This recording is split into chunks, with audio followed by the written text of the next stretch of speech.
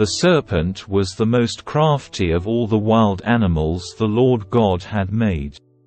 One day he asked the woman, "Did God really say you must not eat the fruit from any of the trees in the garden?"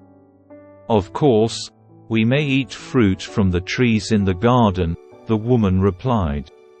"It's only the fruit from the tree in the middle of the garden that we are not allowed to eat. God said, 'You must not eat it or even touch it. If you do, you will die.'"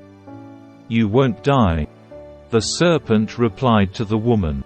"God knows that your eyes will be opened as soon as you eat it, and you will be like God, knowing both good and evil." The woman was convinced. She saw that the tree was beautiful and its fruit looked delicious, and she wanted the wisdom it would give her.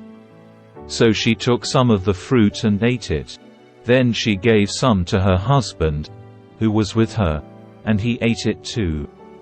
At that moment, their eyes were opened, and they suddenly felt shame at their nakedness. So they sewed fig leaves together to cover themselves. When the cool evening breezes were blowing, the man and his wife heard the Lord God walking about in the garden. So they hid from the Lord God among the trees. Then the Lord God called to the man, "Where are you?" He replied, "I heard you walking in the garden, so I hid. I was afraid because I was naked." "Who told you that you were naked?" the Lord God asked. "Have you eaten from the tree whose fruit I commanded you not to eat?"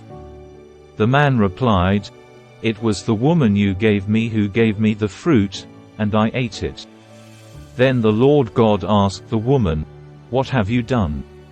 "The serpent deceived me," she replied.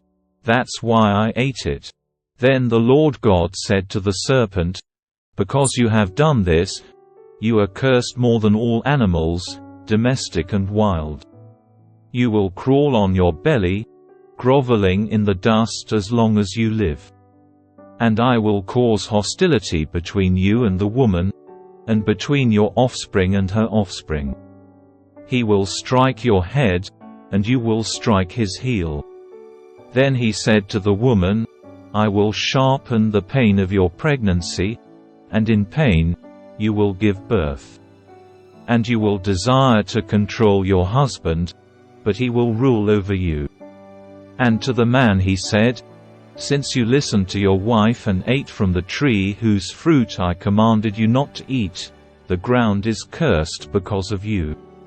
All your life you will struggle to scratch a living from it. It will grow thorns and thistles for you, though you will eat of its grains. By the sweat of your face will you have food to eat." Then the man, Adam, named his wife Eve, because she would be the mother of all who live.